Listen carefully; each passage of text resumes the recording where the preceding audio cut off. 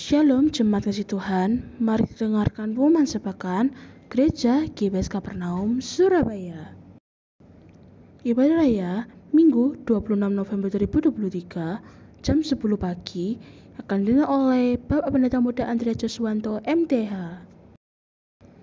Ibadah doa malam Kamis 23 November 2023 jam 7 malam akan dipimpin oleh Ibu Tri Sulistyo. Ibadah wanita Sabtu 25 November 2023 jam 10 pagi akan dipimpin oleh Ibu Tanting. Ibadah Youth Sabtu 25 November 2023 jam 7 malam akan dipimpin oleh Ibu Naomi Setiawati. Ibadah sekolah minggu setiap hari minggu pukul 11 siang bagi Bapak Ibu anak setelah sekolah minggu pukul 11 siang.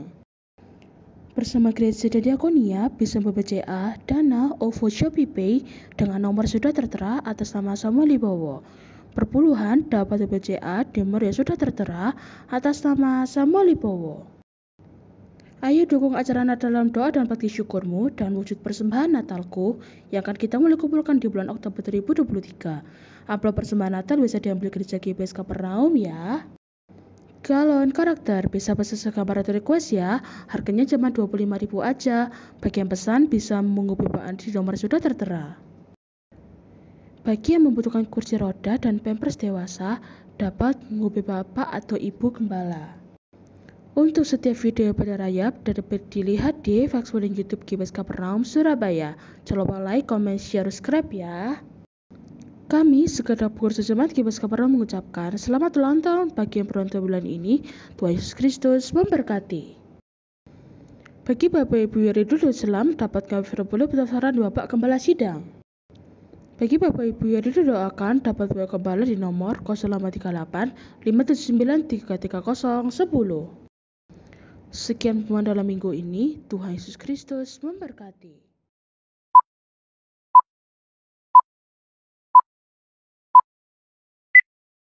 Ya, shalom, selamat pagi.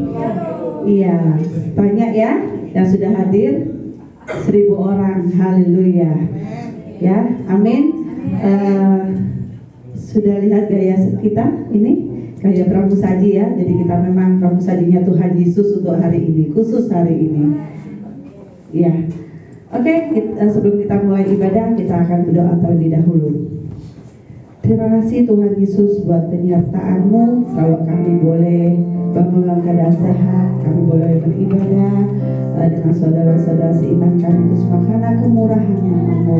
Biarkan ada sudah kami naikkan ini boleh menjadi duka yang harum bagi nama-Mu. Terima kasih berkati ibadah pada pagi hari ini mulai dari awal pertengahan hingga akhirnya. Hanya di dalam nama Tuhan Yesus kami sudah berdoa bersyukur. Haleluya. Amin.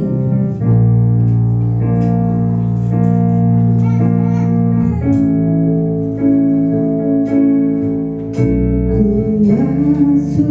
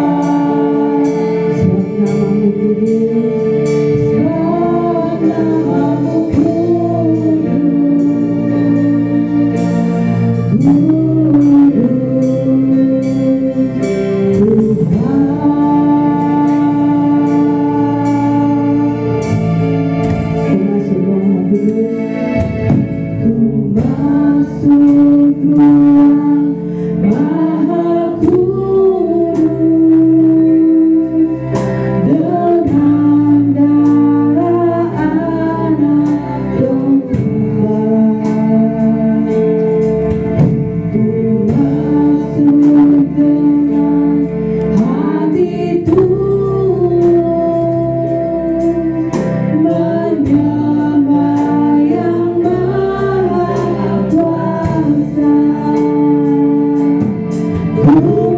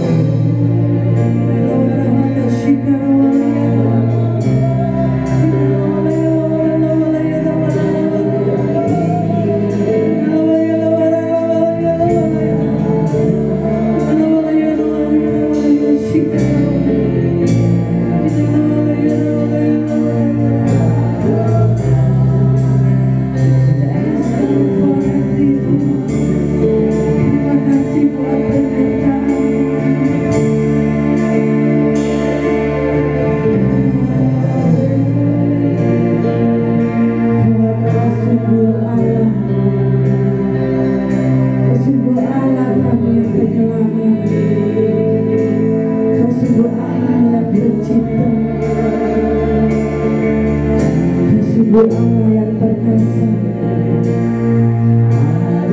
Kau adalah Raja segala raja. Terima kasih buat penyertaan-Mu dalam hidup kami.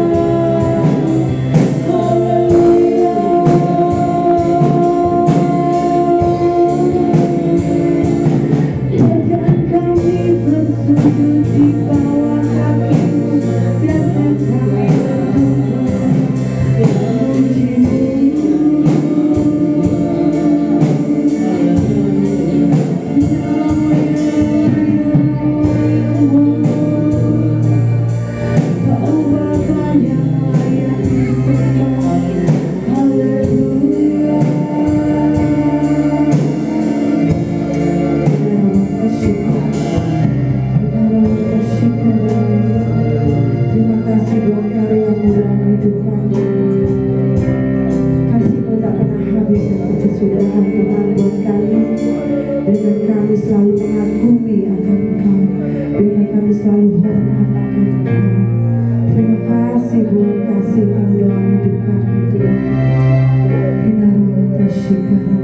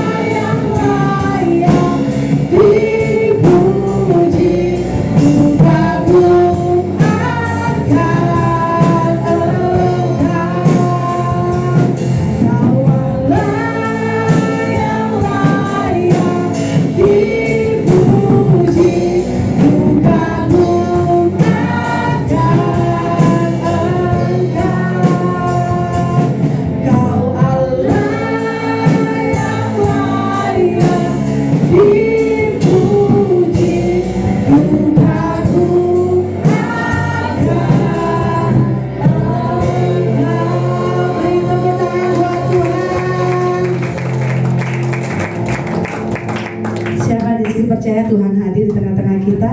Ya, tos kiri kanan, Tuhan hadir loh. Ya.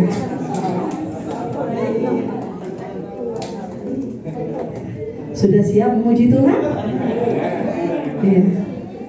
Kata Pak Gembala tadi, kalau Yahweh tadi ngerti ya, itu nama-nama Tuhan katanya. Loh, kok Tuhan dipanggil? Iya, Tuhan dipanggil harus ada di tengah-tengah gereja ini. Karena apa? Oh iya ya, mungkin Tuhan ngomong, oh iya gerejanya sudah kecil ya dibuat besar. Gitu loh maksud saya, Pak.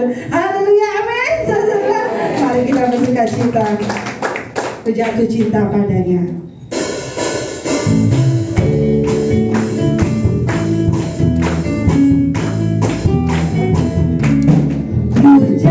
Cinta padanya bertambah dan dalam dan bertambah dan dalam lagi. Ku jatuh cinta padanya bertambah dan dalam dan bertambah dan dalam lagi. Yesus indah dan indah dan semakin indah. Oh cintanya antara Allah dan aku. Ku jatuh cinta padanya bertambah dan dalam dan bertambah dan dalam.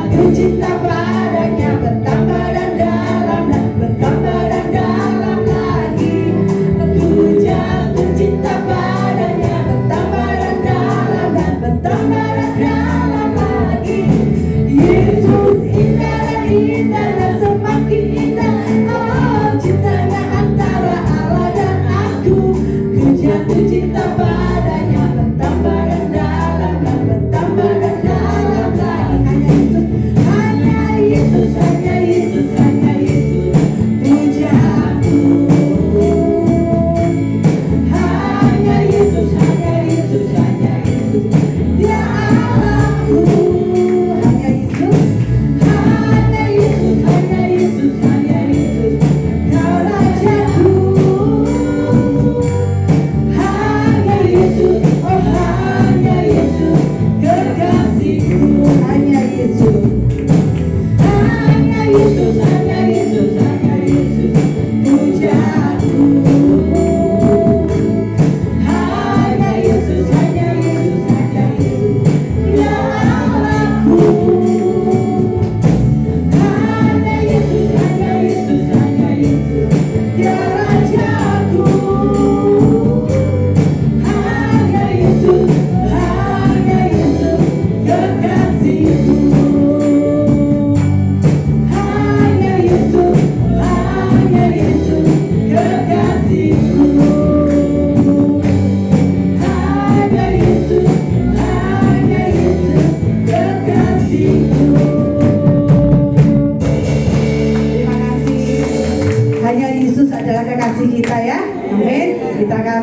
lebih meriah lagi ya, loncat-loncat ya, karena sudah sarapan pastinya kan? Belum?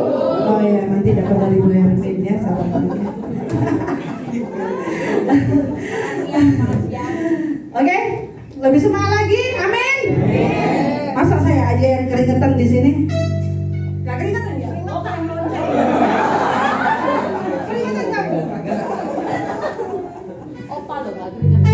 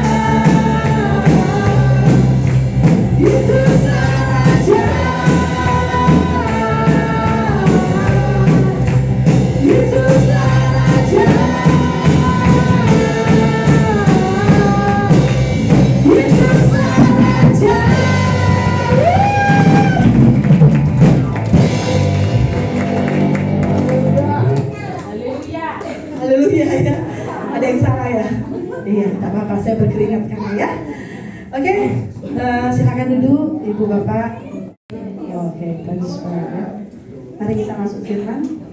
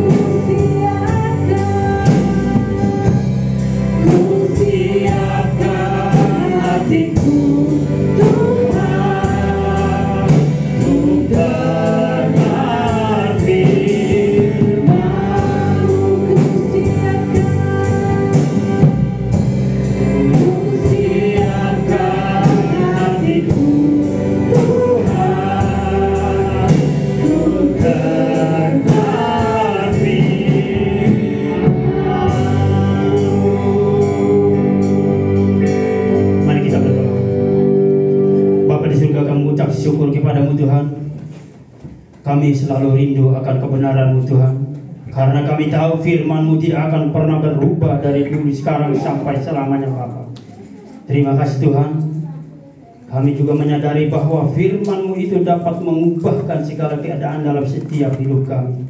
Oleh sebab itu Tuhan, kami adalah umat-Mu yang selalu haus akan kebenaran dan yang selalu lapar akan kebenaran. Untuk itu Tuhan, berikan kami hati dan pikiran untuk mendengarkan kebenaran firman-Mu. Berfirmanlah Kau ya Tuhan Yesus pada saat ini. Biarkan apa yang disampaikan boleh berkenan dan boleh bermanfaat dalam setiap hidup kami. Di dalam nama Tuhan Yesus yang siap mendengar firman Tuhan, saya katakan bersama-sama, amin. Salam. Sekali lagi salam. Puji nama Tuhan. Hari ini kita belajar bersama-sama lagi di dalam kebenaran firman Tuhan. Kalau saya mau bilang dari awal pujian bahkan sampai kepada kesaksian, sebetulnya tidak usah saya khotbah lagi di sini, karena sudah masuk akal semuanya. Melalui pujian, melalui kesaksian, membukakan pola pikir kita untuk merubah hidup kita sebagai orang percaya. Dan kemarin beberapa yang sudah hadir di ibadah doa malam sekitar 8 orang, 9 orang. Yang hadir 9 orang, apakah sudah kenyang dengan kebenaran firman Tuhan? Sudah kenyang? Oh, ragu-ragu, gak ada jemaat di sini.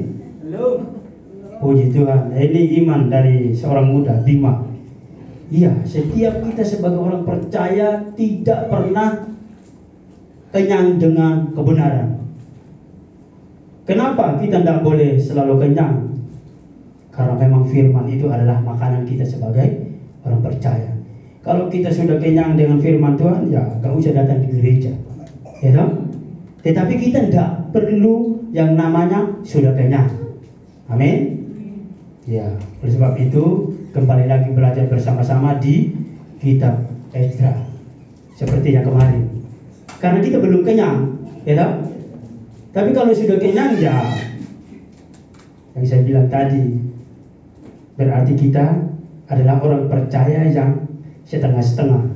Sebentar makan sudah kenyang, atau sebentar mendengar sudah lupa firman. Tetapi kita semuanya adalah orang-orang yang terus melakukan firman, yang tidak pernah mengalami yang namanya kenyang di dalam firman Tuhan. Tapi kalau makanan mampu 3-4 kali tambah, mampu tidak? Tidak mampu. Perut kita kecil. Tapi kalau firman Tuhan dari Kejadian sampai Wahyu pun kita makan hari ini, bisa. Karena itu adalah firman Allah. Firman Allah yang hidup. Bapak Ibu Saudara, kita kembali di firman Tuhan. Ezra 1 ayat 1 sampai yang ke-4. 4 ayat toh ya. Biar cepat-cepat, biar gak ada yang mengantuk. Perikop di situ, Koreks mengizinkan orang-orang buangan pulang ke negerinya. Ayat 1. Pada tahun pertama zaman Koreks Raja negeri Persia, Tuhan menggerakkan hati Koreks Raja Persia itu untuk menggenapkan firman yang diucapkan oleh Yeremia, sehingga disiarkan di seluruh kerajaan Koreks secara lisan dan tulisan pengumuman ini. Ayat 2. Beginilah perintah Koreks Raja Persia, segala kerajaan di bumi telah dikaruniakan kepadaku oleh Tuhan Allah semesta langit. Ia menugaskan aku untuk mendirikan rumah baginya di Yerusalem yang terletak di Yehuda. Siapa di antara kamu termasuk umatnya, Allahnya menyertainya, biarlah ia berangkat pulang ke Yerusalem yang terletak di Yehuda dan mendirikan rumah Tuhan Allah Israel, yakni Allah yang diam di Yerusalem. Dan setiap orang yang tertinggal dimanapun ia ada sebagai pendatang harus disokong oleh penduduk setempat dengan perak dan emas, harta benda dan ternak, di samping persembahan sukarela bagi rumah Allah yang ada di Yerusalem pada saat itu. Puji nama Tuhan. Bapak Ibu Saudaraku, orang Israel pernah mengalami 2 kali perbudakan. Berapa kali? 2 kali. 2 kali perbudakan ya. Di mana? Di Mesir dan di Babel pada masa pembuangan pada saat itu. Jadi orang Israel pada saat itu mengalami 2 kali perbudakan. Yang pertama di Mesir dan di Babel waktu zaman pembuangan, Bapak Ibu Saudara. Jadi kitab Esra ini mencatat kepulangan orang Israel dari pembuangan di Babel ke Yerusalem. Jadi kita ini dimulai dengan peristiwa yang sangat menarik, Saudara. Kenapa menarik? Karena tidak ada angin, tidak ada hujan. Menarik tidak? Wah, ini tidak ada jemaat di PSK Kapernaum ini. Menarik tidak? Menarik. Tidak ada angin, tidak ada hujan. Jadi tiba-tiba pada saat itu Raja Korek, Raja Persia berkata, saya digerakkan Tuhan untuk membangun bait suci. Orang Israel diizinkan pulang ke Yerusalem. Jadi itu Tuhan sendiri yang menggerakkan hati dan pikiran khusus buat Raja Korek, Raja Persia pada saat itu, sehingga dibangunkan kembali yaitu bait suci. Bait suci itu luas apa kecil? Luas, terlalu luas. Mewah toh? Mewah sekali. Oleh sebab itu, dengan membangun bait suci yang sungguh luas dan yang begitu mewah, pasti dibutuhkan yang namanya biaya yang begitu banyak. Banyak biayanya. Kalau zaman sekarang enak, pemerintahannya sudah punya duit banyak. Zaman sekarang, kalau zaman dulu, pemerintah zaman dulu sudah punya duit banyak? Belum. Itu kan zaman-zaman masih belum banyak duit dulu. Nah, jadi nggak gampang membangunkan suatu bait suci itu, tidak gampang, yang begitu besar. Apalagi dengan begitu banyak tukang, kalau zaman sekarang bilang tukang, yang begitu banyak tukang memberi makan saja itu banyak. Satu hari 10 kilo nggak cukup memberi makan tukang. Kalau zaman sekarang satu hari pasti 10 kilo cukup. Kayak itu. Baik, kita kembali. Jadi ternyata Bapak Ibu Saudara yang dikasih Tuhan, peristiwa ini sudah dinubuatkan oleh Nabi Yeremia pada saat itu, yang begitu jauh sebelum janji tersebut digenapi. Itu ada di Yeremia 29 ayatnya yang ke-10 dan 11. Yeremia 29 ayat 10 dan ayatnya yang ke-11. Sebab beginilah firman Tuhan, apabila telah genap 70 tahun bagi Babel, barulah aku memperhatikan kamu. Aku akan menepati janjiku itu kepadamu dengan mengembalikan kamu ke tempat ini. Sebab aku ini mengetahui rancangan-rancangan apa yang ada padaku mengenai kamu. Demikianlah firman Tuhan, yaitu rancangan damai sejahtera dan bukan rancangan kecelakaan, untuk memberikan kepadamu hari depan yang penuh harapan. Puji nama Tuhan, kalau kita berpikir secara manusia nggak gampang menjanjikan yang begitu lamanya, 70 tahun. Kalau saya yang pernah ada janjian sama saudara, pasti saya lupa 70 tahun. Tapi Tuhan nggak pernah lupa janjinya. Dia tetap menggenapi janjinya, sehingga pada saat itu Tuhan bisa menggerakkan Raja Kores, Raja Persia pada saat itu untuk membangun bait suci pada saat itu. Jangan gampang, perjanjian itu yang membutuhkan begitu lamanya. Atau zaman sekarang anak-anak muda, saya tanya, anak muda di tempat ini ada? Ada tidak? Ada. Atau sudah menikah semua di sini? Puji Tuhan, ada anak muda. Contoh, anak muda mempunyai pacar, ada janjian. Contohnya bulan depan mau ke kafe minum kopi, contoh ya. Itu bisa saja kita lupakan kalau tidak di chat lagi di WA, kalau tidak dikasih ingat lagi, ya kan? Bisa lupa. Padahal itu baru janji bulan kemarin bulan depannya udah lupa. Dibandingkan sama Tuhan, 70 tahun lamanya gak bakalan gak bakalan lupa janjinya. Amin. Nah, sekalipun orang Israel dibuang ke Babel, Tuhan sedang merencanakan masa depan yang baik dan yang indah bagi kehidupan mereka pada saat itu. Itu semata-mata adalah sebuah ujian bagi kehidupan mereka, sehingga terjadi perbudakan pada saat itu, hingga sampai adanya pembuangan di Babel.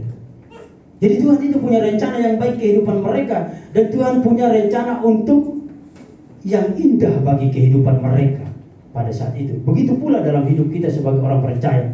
Ketika Tuhan mengizinkan sesuatu terjadi dalam diri kita, atau ketika Tuhan mengizinkan sesuatu terjadi atau masalah yang kita hadapi, mau kecil atau besar masalah itu semata-mata adalah izin Tuhan. Dan itu boleh dikatakan kita sedang diuji oleh Tuhan sendiri. Dengan adanya persoalan tersebut, jika kita tidak bersabar, maka masa depan kita yang Tuhan janjikan itu, yaitu kebaikan dan masa depan yang penuh dengan harapan untuk mendatangkan keindahan, kita tidak mengalami. Tetapi sebagai orang percaya, ketika adanya ujian tersebut, kita itu bersabar karena kita tahu itu adalah semata-mata ujian daripada Tuhan untuk mendatangkan kebaikan dalam diri kita, maka kita akan bersabar dalam persoalan tersebut. Jadi tentunya kita akan menjadi orang percaya yang menjadi pemenang ke depan oleh karena kesabaran itu. Seperti orang Israel yang mereka alami pada saat itu, saudara. Gak gampang, sudah dibuang begitu, malah dengan rencana Tuhan dikembalikan lagi untuk membangun sama-sama, yaitu bait suci.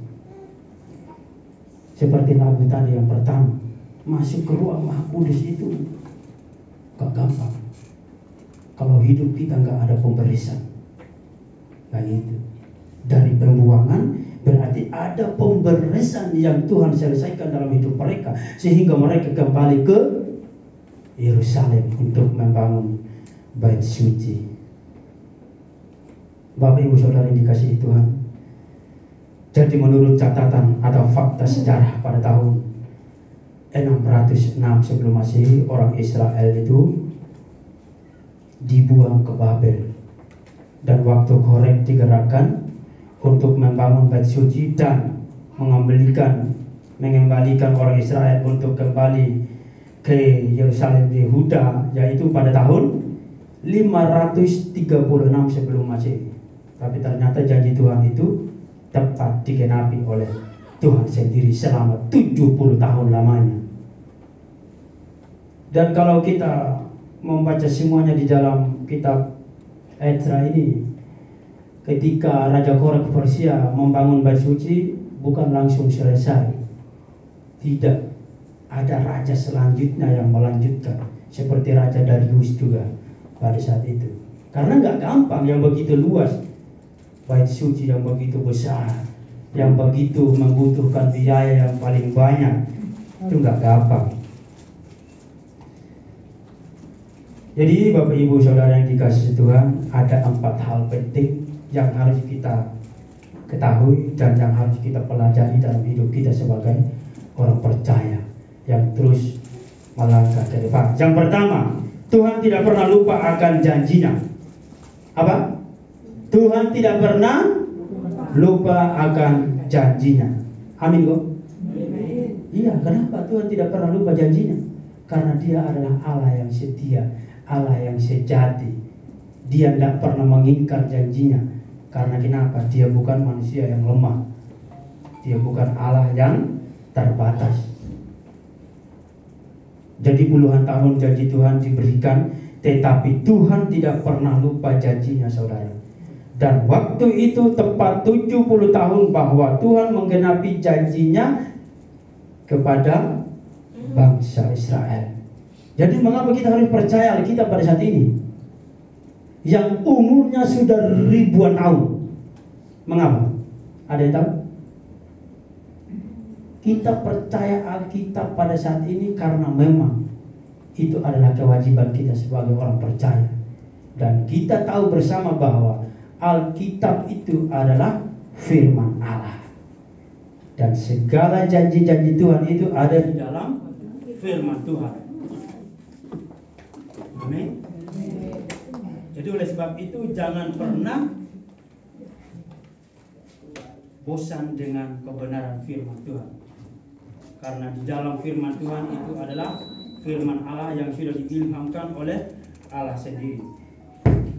Itulah sebabnya sehingga kita itu terus untuk membaca firman Tuhan. Karena Tuhan tidak pernah lupa akan janjinya. Dan Tuhan bukanlah manusia yang penuh dengan kelemahan. Tuhan tidak akan lupa akan janjinya sendiri. Ada di Bilangan 23 ayat 19.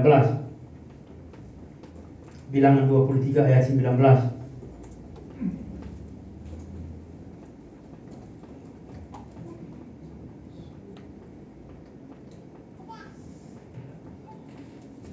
Bilangan 23 ayat 19. Allah bukanlah manusia sehingga ia berdusta, bukan anak manusia sehingga ia menyesal. Masakan ia berfirman dan tidak melakukannya, atau berbicara dan tidak menepatinya?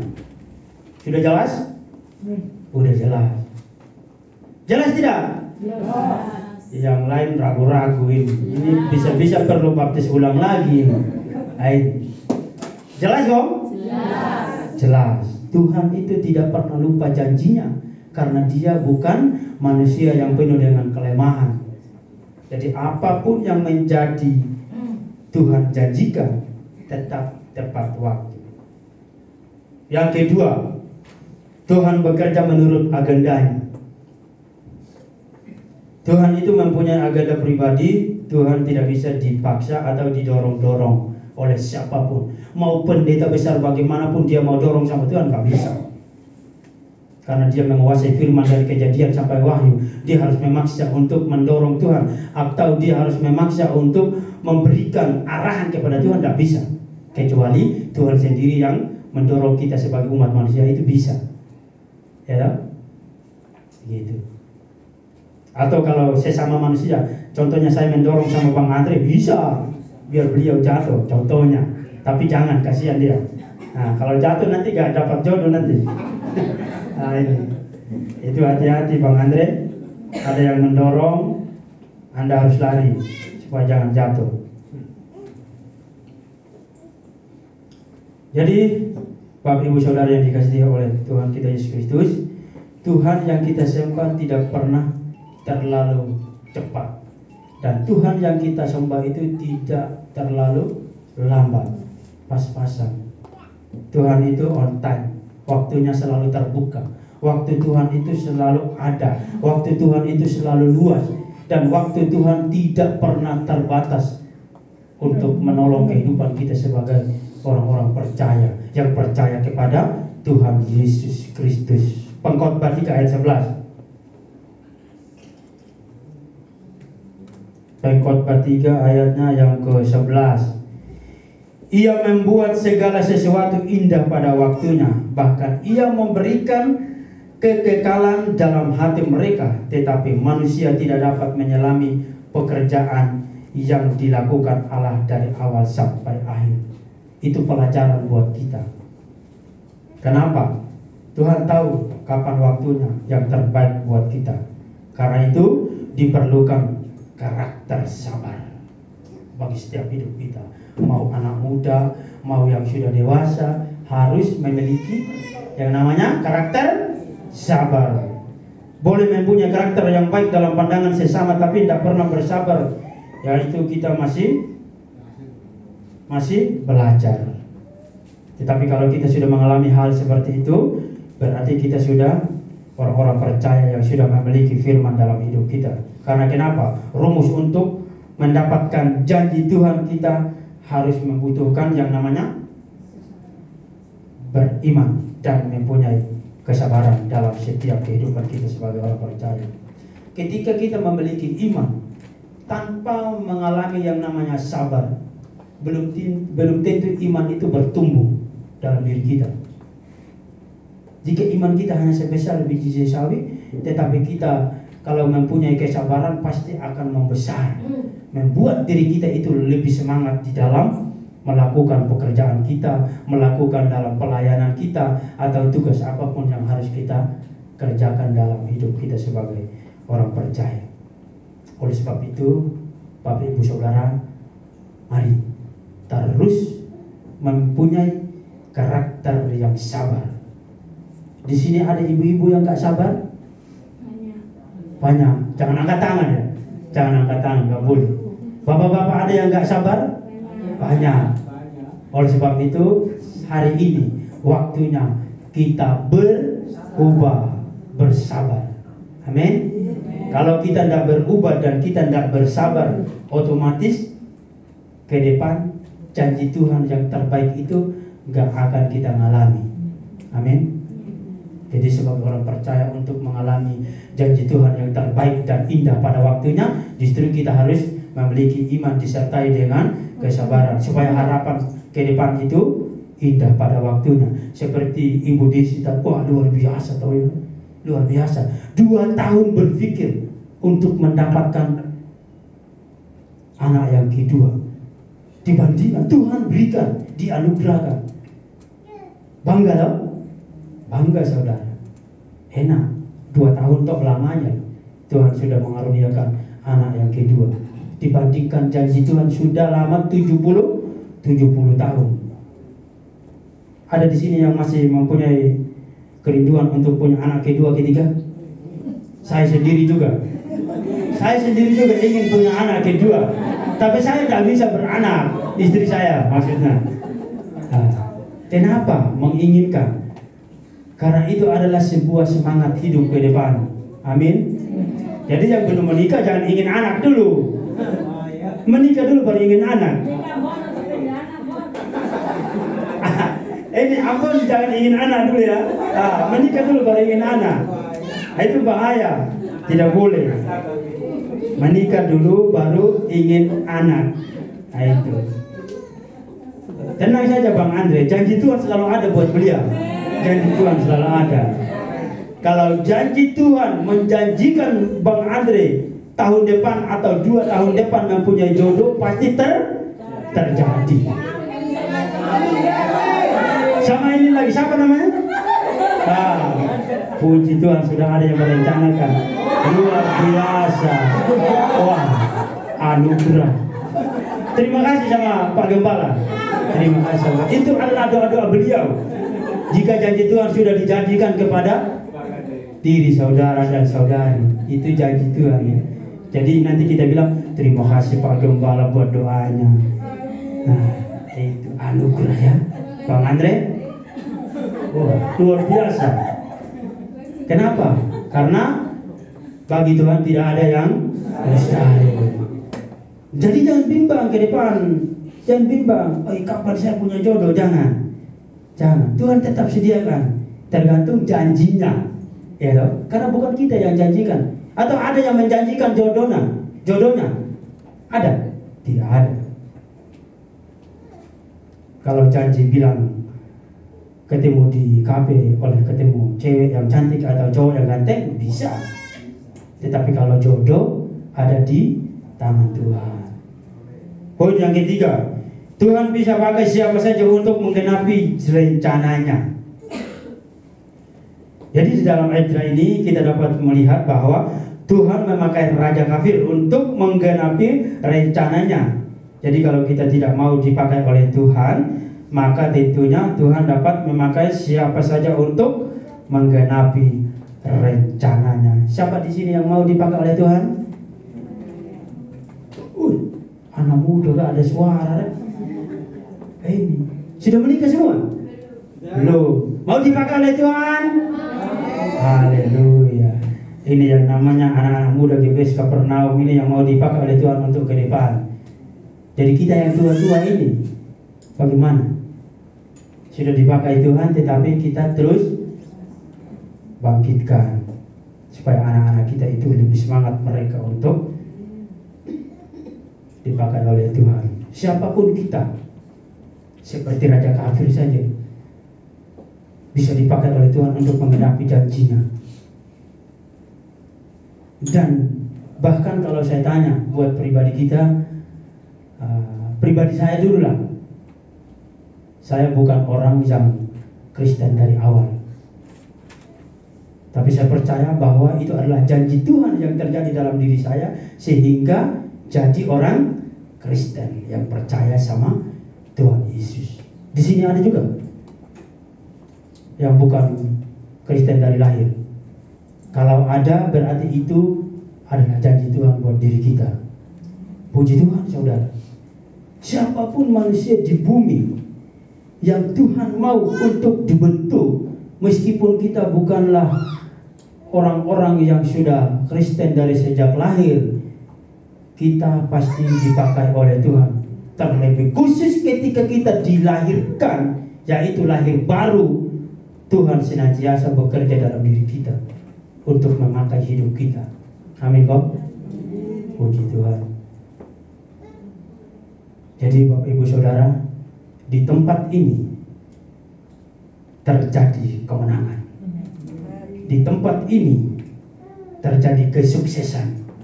Dan di tempat ini roh Allah mengalir. Amin. Haleluya. Anugerah Pak Pendeta. Ini.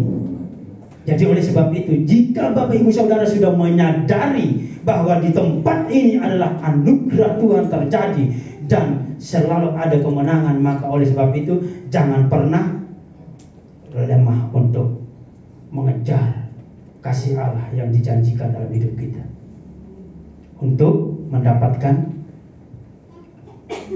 janji Tuhan yang begitu baik dan luar biasa dalam hidup kita, supaya selalu indah pada waktunya. Hidup kita memang belum indah-indah, tetapi kalau waktunya akan indah. Jadi di mana tempat kita yang sungguh indah? Di dunia apa di surga? Wah, yang lain gak mau ke surga ini. Nah, tempat kita yang indah di surga. Kalau di dunia indah juga. Puji Tuhan, indah. Kenapa? Karena belum waktunya Tuhan panggil kita, ya toh? Benar.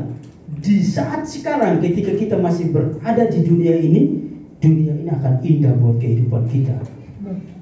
Tetapi kalau sudah waktunya Tuhan memanggil kita, maka surga adalah indah bagi kita. Itu adalah tempat kita. Amin. Ada yang mau ke surga? Mau, tapi jangan dulu sekarang, ya toh? Ya, saya juga begitu. Saya juga mau. Karena kenapa? Karena kita kan belum pernah melihat surga. Tetapi Tuhan bilang apa? Belum waktunya engkau datang, pulang dulu. Nah, bermain sama anak-anak di rumah dulu nanti. Kayak itu. Tapi kalau sudah waktunya Tuhan menjanjikan hidup kita untuk pergi, kita tidak boleh melawan, karena Tuhan yang janjikan. Tetapi kita harus selalu bersabar menanti-nantikan waktu Tuhan yang terjadi dalam hidup kita. Meskipun kita bilang, "Oh, saya gak mau, saya belum punya istri, belum mau ke surga." Kalau Tuhan panggil, harus mau, karena itu adalah janji Tuhan. Ya toh? Oleh sebab itu, sebelum Tuhan memanggil tanpa punya istri, harus menikah. Ini bukan saya melirik kayak gitu, sebelah kiri, bukan saya melirik. Tapi ini harus berusaha, bos. Berusaha. Karena itu penting, ya toh? Penting. Menikmati kehidupan di dunia ini yang Tuhan janjikan dalam hidup kita membutuhkan yang namanya pasangan hidup. Ketika diberi pasangan hidup, baru kita menginginkan yang namanya keturunan. Di sini ada yang menikah, yang belum punya anak? Ada? Wah, ada ya? Wah, puji Tuhan. Kita memang memiliki janji Tuhan ya. Haleluya. Tapi kalau di luar sana banyak. Kasihan, sayang saudara. 5-6 tahun menikah belum dikaruniai seorang anak. Wah, sayang sekali. Tetapi boleh kita katakan belum waktunya Tuhan untuk memberikan seorang anak kepada keluarga kita di luar sana. Amin. Jadi kita tidak bisa menghakimi, wah percuma dia menikah tidak punya anak. Jangan. Karena janji Tuhan dalam pribadi manusia itu berbeda-beda. Yang keempat, ini terakhir. Sudah mengantuk? Puji Tuhan. Belum. Itu iman yang rindu selalu mendengar firman Allah. Amin kok. Anak muda mengantuk? Sudah lapar? Puji Tuhan, Bu Tanting sudah lapar. Maklum, beliau sudah mama-mama. Belum tua, baru mama-mama. Ya toh? Belum tua. Yang keempat, pertolongan Tuhan melampaui segala situasi. Saya ulang, pertolongan Tuhan melampaui segala situasi. Kalau masuk akal Bapak Ibu Saudaraku, rasanya tidak perlu pertolongan Tuhan. Rasanya tidak perlu pertolongan Tuhan. Kenapa? Bagaimana orang Israel bisa membangun bait suci yang begitu luas dan yang sangat mahal, saudara? Ini yang terpenting bagi hidup kita. Ketika ada janji Tuhan di dalam hidup kita sebagai orang percaya, tentu tanpa penyertaan Tuhan kita tidak bisa, kita tidak mampu.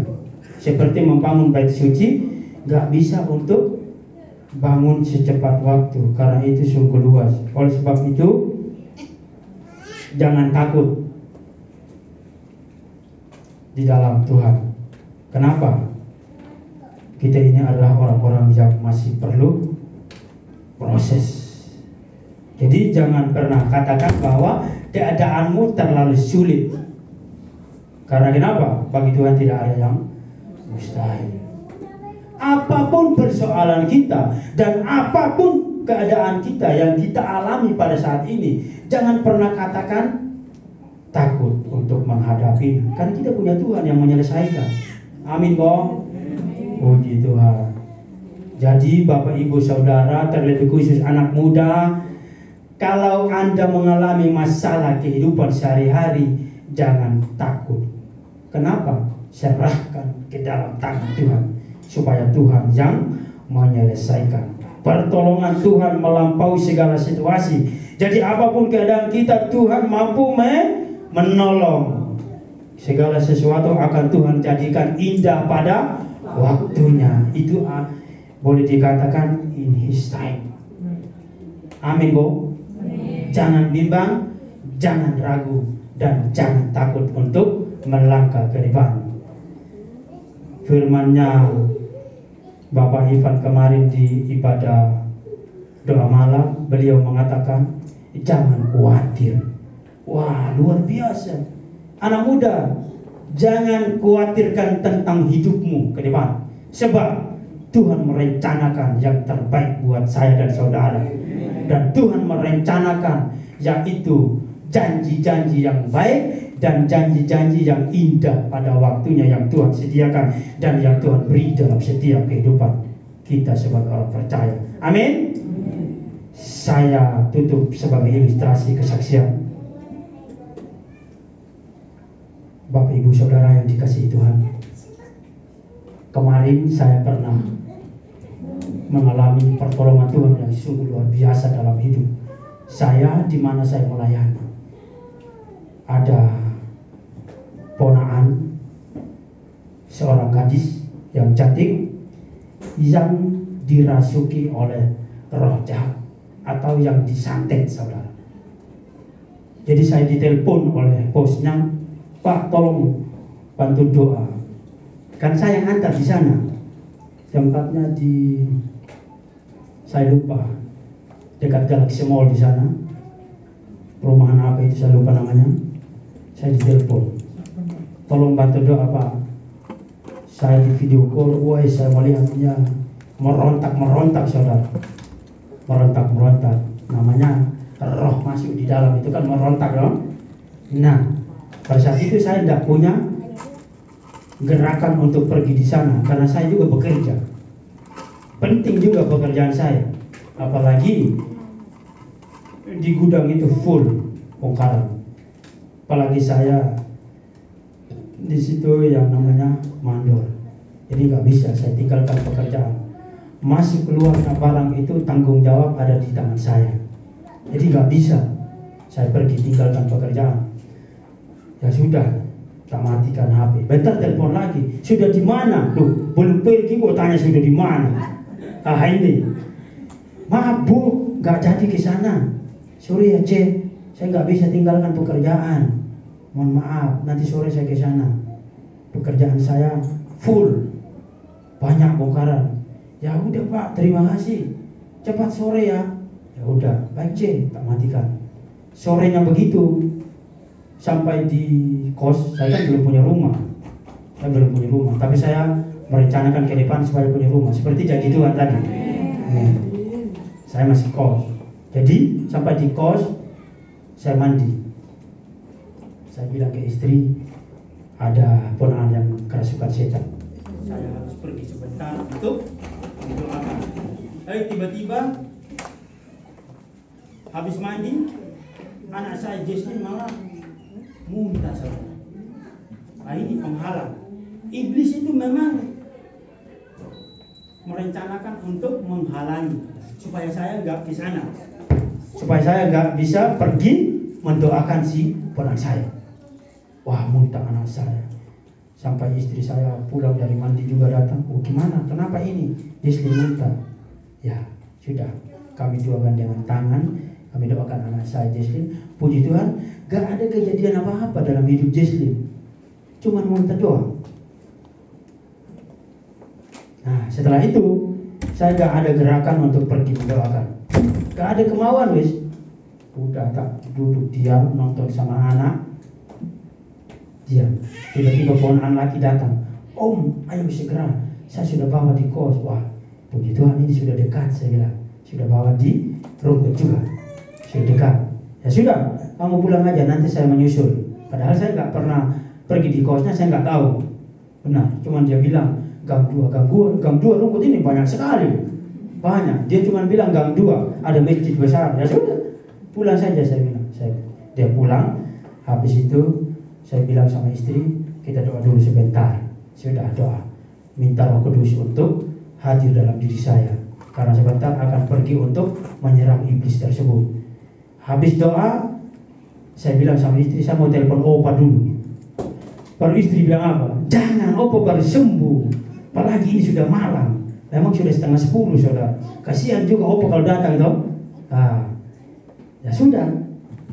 Istri bilang, pergi saja, kamu percaya, kamu punya Tuhan Yesus. Ya udah, pergi aja. Ada dukungan doa dari istri, sudah saya melangkah sampai di sana. Saya baru masuk di kamar kosnya mereka, dia sudah ngamuk. Dia sudah ngamuk. Dia. Habis itu saya masuk, saya doakan, aku bantu anak-anak di situ untuk pegang kaki tangannya, karena tangannya kan cekik lehernya. Jadi singkat cerita, memang dia itu santet. Jadi ketika saya tumpang tangan, dia bilang tangan saya ini tangan Hello Kitty. Ini tangan Hello Kitty. Kenapa? Dia memang disantet melalui boneka Hello Kitty. Disantet. Jarum itu ditusuk kaki sama di sini, sama di sini tangan. Itu sudah menang dalam serangan pertama mengenai boneka dan jarum tersebut. Saya sudah menang. Ada serangan kedua kali. Itu yang membuat semua anak-anak takut, dan pribadi saya juga hampir takut kemarin saudara. Nah, dalam penglihatan saya itu serangan 4 anak muda yang membawa panjang begini kepala ular, kan dipotong gini toh. Contohnya dipotong gini, jadi mereka bawa begini, bang belakang, kena saudara, kena ponakan tersebut, muntah darah sampai embernya itu, sampai tetangga punya ember itu marah, dia ngamuk. Itu kan tetangga punya ember saya kok dipakai, minta maaf bu, ini kerasukan setan, ada yang santet. Kalau ibu gak mau nanti tak beli gantinya, kan begitu. Tapi dibilang gak apa-apa, nanti tak cuci air. Ya sudah, dia muntah darah. Habis itu roh ular yang masuk di dalamnya itu, tentu kita takut saudara. Kayak ular benaran. Lidah manusia itu lebar dong. Dia mengeluarkan lidah panjang begini, bulat, begini. Wah, takut anak-anak yang di luar. Jadi lari yang lain, tinggal 2 orang yang bantu pegang, satu di kaki, satu di tangan. Wah, ini kalau lari semua ini bisa kami 2 berkelahi di dalam. Kan begitu. Wah, lidahnya itu baru lidah itu hitam. Dia disantet. Wah, Puji Tuhan, kita punya Tuhan Yesus yang sungguh besar kuasanya sehingga kuasa iblis dikalahkan, dihancurkan oleh kuasa Tuhan Yesus. Dan saat itu kenapa saya menang dengan Tuhan Yesus? Saya minta air di gelas, saya doakan air itu. Saya doakan air karena saya itu sudah keringat. 2 kipas keringat halus saya. Baju yang saya pakai basah saudara. Jujur, 1000 sini basah. Dan baru pertama kali itu saya mendoakan orang kerasukan juga yang begitu kejam setannya. Wah, siapa namamu? Nana. Aku dia namanya Nana. Ya ini. Kenapa kau bisa serang sama Anggi? Anggi namanya. Dia terlalu sok-sok di pekerjaan. Wah, kasihan kalau ada persaingan dalam pekerjaan. Gajimu berapa? Hah? Berapa gajinya? Kalau gajimu 10 juta, 20 juta, bolehlah ada persaingan di dalam bidang pekerjaan. Tetapi yang mana dulu, ya toh? Kalau memang itu adalah berkat orang tersebut, dibiarin, itu kan berkat buat dia.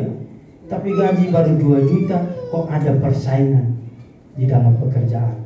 Akhirnya dia dikeluarkan yang satu, baru disantet yang satu. Kan kasihan yang santet. Dan sampai sekarang orang saya sudah sembuh. Yang sembuhkan adalah Tuhan Yesus sendiri. Kuasa Tuhan yang memakai saya pada saat itu sehingga ponakan saya disembuhkan. Dan tangan ini dipenuhi oleh Roh Allah sehingga di saat menumpangi bisa dimenangkan dan bisa disembuhkan. Untuk itu kesaksian ini tidak lari jauh daripada konteks firman Tuhan. Jadi siapapun kita sebagai orang percaya yang mau dipakai oleh Tuhan pasti bisa, asalkan selalu percaya kepada Tuhan Yesus dan selalu berjuang demi kemenangan itu. Amin. Semuanya kita dipakai oleh Tuhan. Karena kenapa? Di sini terjadi kemenangan, di sini terjadi kesembuhan, dan di sini terjadi kesuksesan. Semuanya saya sudah alami. Saya sukses dari jalan yang lama yang tidak punya apa-apanya. Sekarang saya sudah menang menuju kepada jalan yang terang.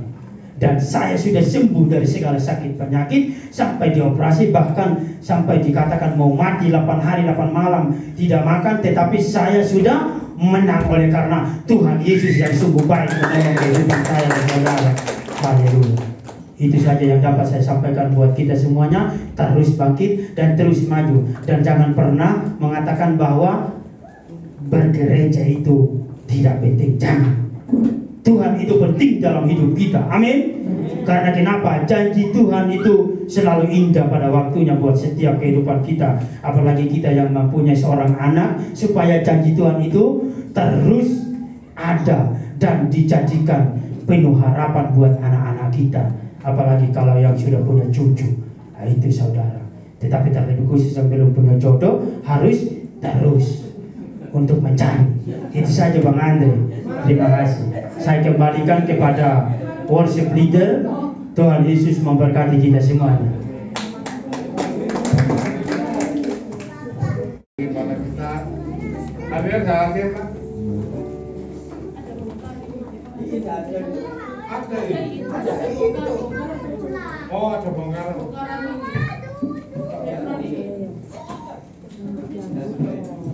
Libur dulu latihannya, ya. Mari kita satukan hati, kita berdoa. Tuhan Yesus, kami mengucap syukur untuk ibadah raya pagi hari ini Tuhan Kristus. Ya kita nyanyi dulu. Kita nyanyi dulu. Karena kamu nyanyi, jangan.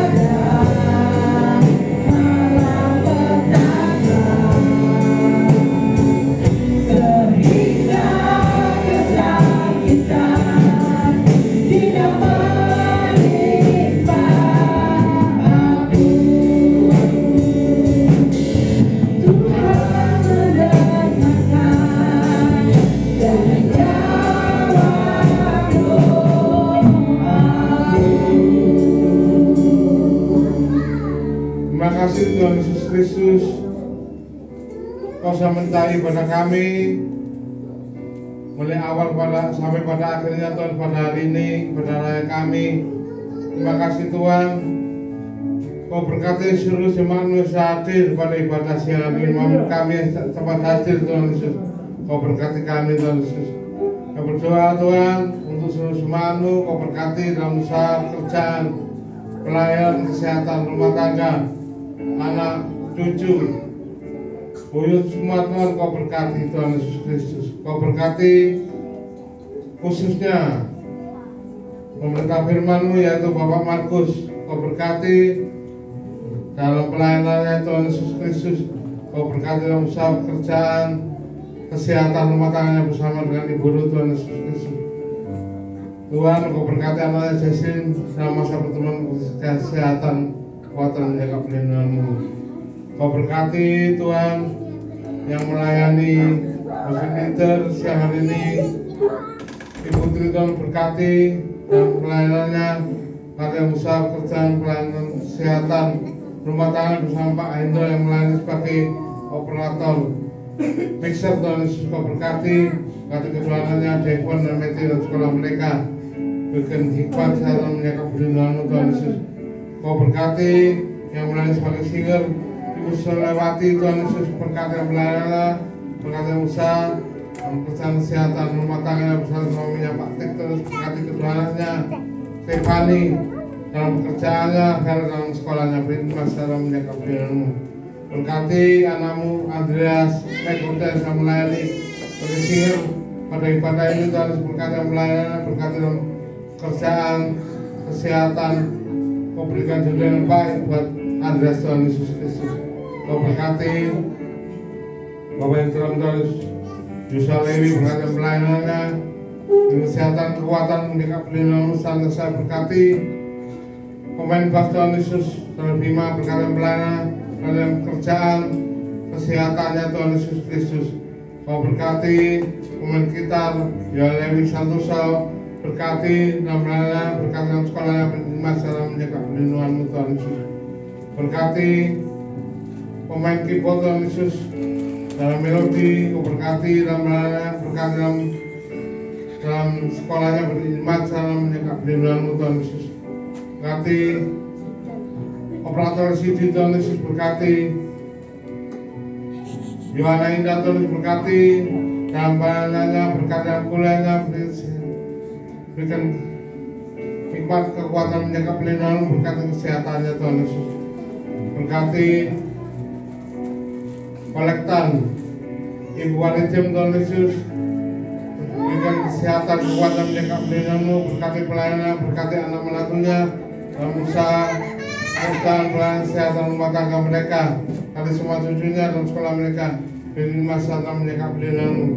Berkati Asih yang melayani sebagai kolektan Tuhan Yesus, berkati pelayanannya, kesehatan kekuatan menjaga perlindungan-Mu. Kau jamah pulihkan matanya yang habis operasi Tuhan Yesus. Kau berkati Ibu Tantis yang memberikan pengumuman.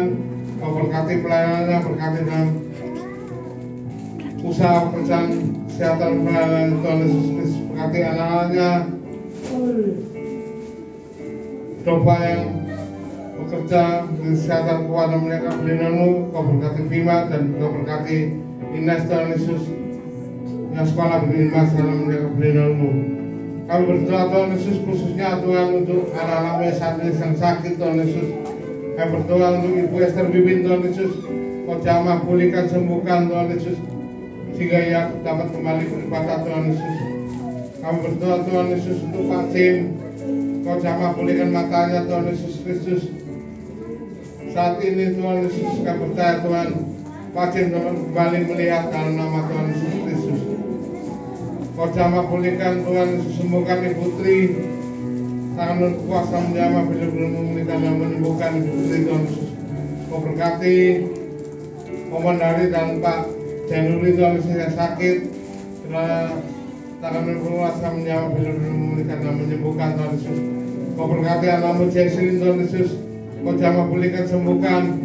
Kau berkati Bapak Andika Tuhan Yesus, jamah pulihkan, sembuhkan matanya Tuhan Yesus. Kau berkati sembuhkan Ibu Swati Tuhan Yesus Kristus yang saat ini sakit Kau berikan kekuatan, kesembuhan, pemulihan, kesehatan daripada Kau. Bila tanganmu berkuasa, tanganmu berpaku itu satu menjamah, benar-benar memulihkan dan menyembuhkan mereka yang sakit, Tuhan Yesus. Dalam nama Tuhan Yesus Kristus. Tuhan Yesus, Kau berkati, tangan saya memberikan persembahan, Kau kembalikan berkat-Mu berlipat kali ganda. Kau tutup fokus kami dengan kuasa dalam-Mu, tutup fokus keluarga, kesehatan, otak benar, persatuan kami, jauhkan kami dari segala mara bahaya, kecelakaan, penyebab sakit, penyakit, orang jahat, dari salah gangguan, serangan, kegelapan, dari salah magic, salah balik, panas, kegelapan.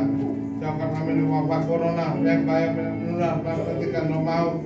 Baiklah Tuhan, percurakan berkat-Mu, baik berkat uang, makan kesehatan. Baik kami saat telah menjaga perlindungan kasih dalam kehidupan kami.